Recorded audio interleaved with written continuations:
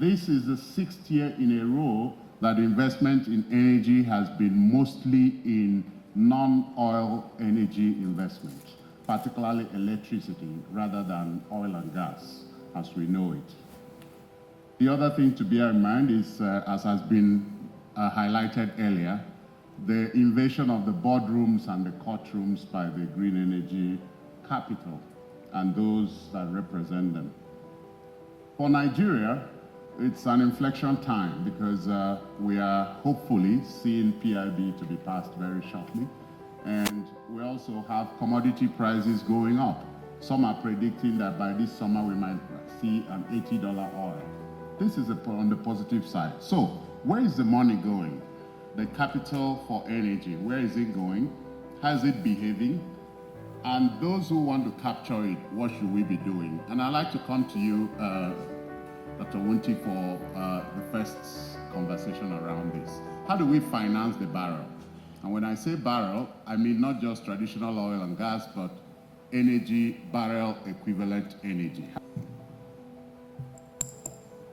Well, Arinze, you know, looking for money is always not an easy thing to do. You just set the context. The truth of the matter is that there are plenty of money looking for good destination. And what is the criteria of attracting this? They're looking for places where they can invest, make margins, and take away their margins very easily. These were the traditionals. However, what we have seen recently is that because of plenty nature of investment opportunities where you can direct your investment dollars, capital has become very, very selective. It's now looking for the most cleanest and low carbon intensive alternatives. You said very well, the green advocates, the activists are taking over our courtrooms, are taking over our legislation platforms, and recently they are taking over our boardrooms. What that means is that they are going to be driving home their objectives. They claimed that the people who contribute their investments want them to invest in a cleaner energy. Let's assume that is the situation. The question now becomes, if they're investing in cleaner energy, our industry, which is the oil and gas, certainly we know is anything but clean, especially the oil. And it therefore means we're going to be discriminated upon. Capital is no longer non-discriminatory, it's very discriminatory. And unfortunately, we are the less attractive industry today. The second thing is, we've also spoken, everybody wants past reward. Nobody wants to wait for his reward in heaven. Nobody wanted to wait for 10 years to get benefit of his investment. You want to invest now and get the reward next hour. So this is what we've seen about capital. Contextualize it in the context of our industry. Our industry is a very slow moving, very long cycle, and very risk averse. And I think in the previous speaker, he talked about risk aversion coming to take our line. But in today's world, it's about your ability to manage those risks. And if we really want to attract capital, we now need to do things. How do we attract that capital? And that is create a balance. And I think, thank you, Professor Sambo, for saying that, can we create a confluence between data and hydrocarbon, for example? Can we create a confluence between oil and non-oil resources? Can we create a carbon neutrality?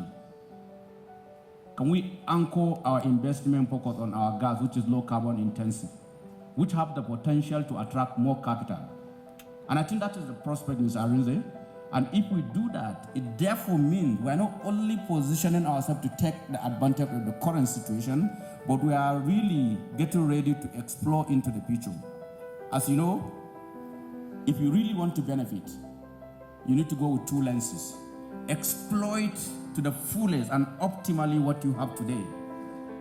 But while doing that, don't forget that you need to position yourself to take advantage of tomorrow, because you need to be relevant. Your relevance will create your resiliency, it will create your agility, it will create your tenacity. And that is the question. And in financing the barrel, therefore, we need to look at it. What does the barrel represent? Is it $50 today? I don't know. $70, $80, whatever. I know it's above $70, precisely $71 today. Do the waterfall. In investment, we talk about waterfall. When you waterfall that $70, who take what? And then you'll be seeing. The first thing that goes is to go to DFR in terms of their royalty, and it's 10% straight. Sorry, 20% straight. And when you have $70, you can take the 20% and see what is left. First line charges. As soon as you do that, you need to pay what is the most important.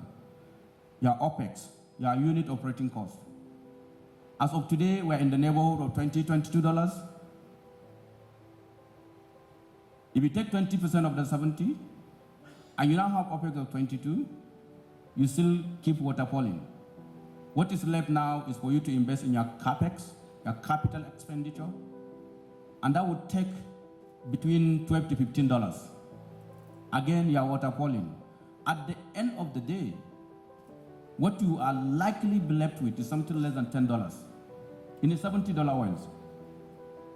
At less than $10, there are two other people that need that $10. FIRS want their taxes. What is it, 85%? 85% of $10? What does it mean? $8.50. What is the crumb, the bottom? 1.5, that's what goes to investors. Will therefore investor be ready to finance the barrel that way? Certainly no. So look at things, what is it that you can play with? We talk about the PSC, the PIB will remove uncertainty and bring clarity and bring competitiveness. Once we do that, our view is that some numbers will come down. But not only that, if we attack the security challenges, our costs invariably will go lower. But most importantly, beyond that, and I thank you, Patricia, she did speak about the need for us to collaborate between the service providers, the petroleum operators, and the non-operators. When we do that, we can attack the cost of producing the barrel. And if you can attack the cost of producing the barrel to say $20 as UTC, unit technical cost, then it therefore means that we're going to share between the taxman and the investor will increase to $20, to maybe more than that. The higher it is, the better. At the end of the day, we need to see what is the right balance. And that is the consequence. That is the need. And that's the criteria for us to continue to attract in the way and manner we finance our barrel. Thank you very much.